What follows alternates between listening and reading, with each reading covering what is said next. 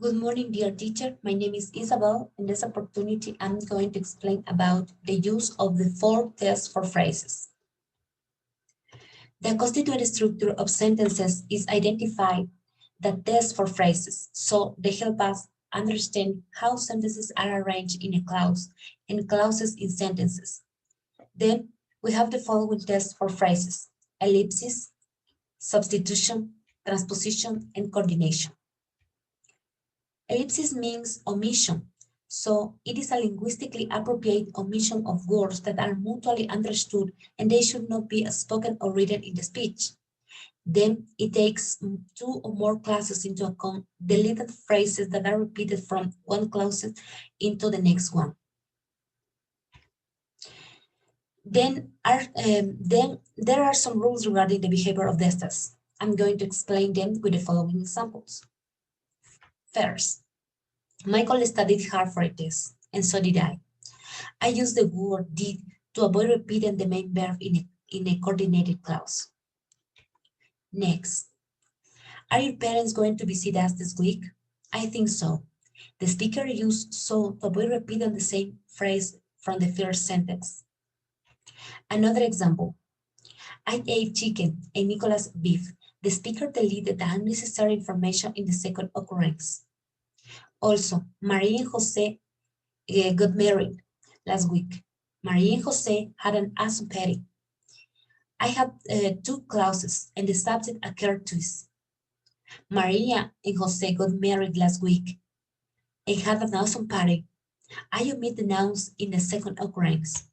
The last one, did you buy the tickets for the concert? I forgot. When I use the verb forgot, I can omit the following phrases. Substitution.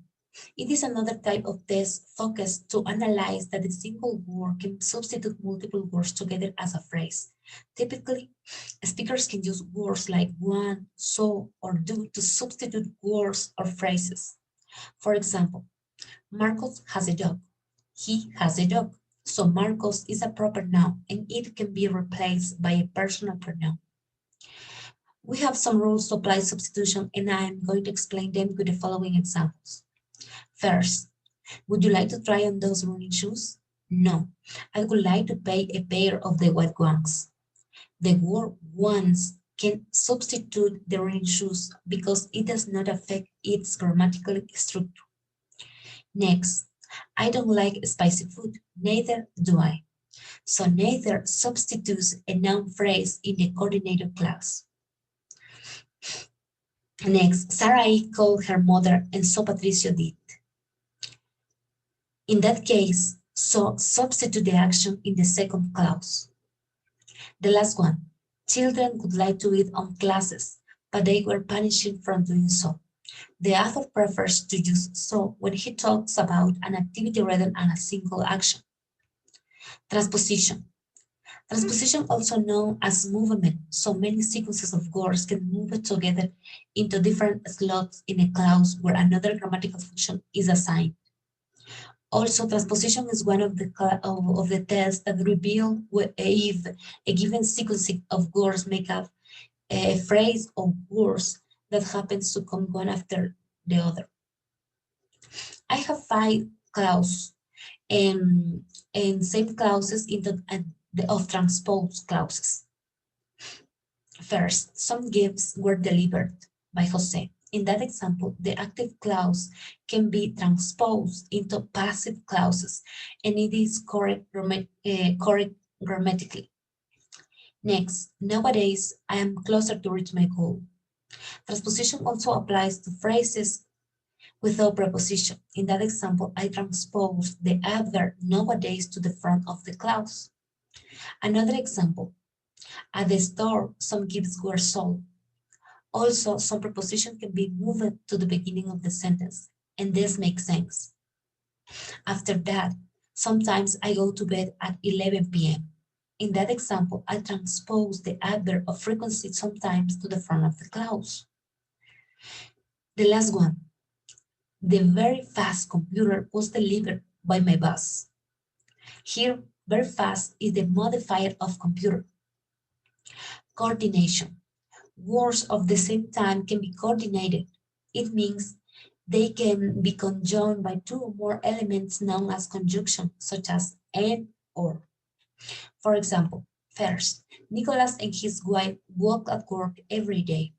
In that case, Nicholas is a noun phrase of a word, and his wife is a noun phrase of two words, but both of them belong to the same category of nouns.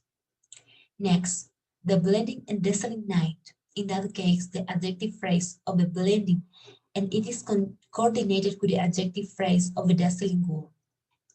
Next, Evelyn and Isabel studied English language. Both of them worked hard to achieve their goals. In the second clause, I coordinated the first noun phrase Evelyn and Isabel with the conjunctions both of them because coordination results from the use of the coordinated, the correlative conjunctions, like in that case. Another example, I bought some gifts and spent so much money. In that example, I conjoin verbs such as bought and spent in the same clause. The last one, I write a poem. Paul sings a song, and Doris plays the violin. In that case, I combined three main clauses into one because they are of the same time.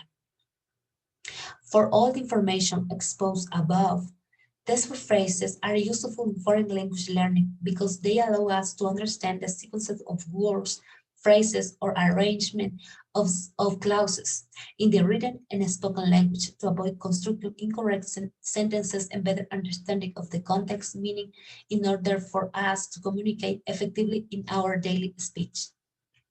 Thanks a lot, dear teacher.